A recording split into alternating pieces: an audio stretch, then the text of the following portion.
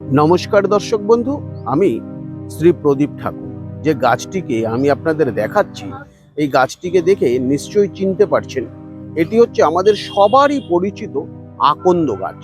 নিশ্চয়ই দেখে চিনতে পারছেন। কিন্তু এটা হয়তো অনেকেই দেখেননি যে আকন্দ গাছে এরকম ফল হয়। দেখতে পাচ্ছেন? এটি কিন্তু দুষ্প্রাপ্য জিনিস।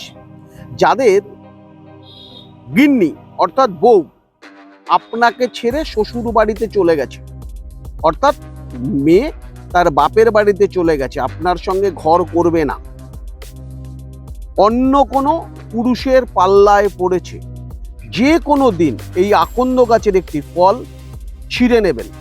যে কোনো দিন ছিঁড়ে নেওয়ার পর সোমবার দিন এই ফলটির ওপরে একটি মহামৃত্যুঞ্জয় মন্ত্র লাল কালি দিয়ে অঙ্কন করবেন এবং ভোলে বাবার ওপর এই ফলটিকে দান করবেন। আপনার মনস্কামনা 100% পূরণ হবে। দর্শক বন্ধু, এটি কিন্তু একটি জাগ্রত টোটকা, ইউজ করুন, অবশ্যই সুফল পাবেন। নমস্কার দর্শক বন্ধু, সুস্থ থাকুন, ভালো থাকুন।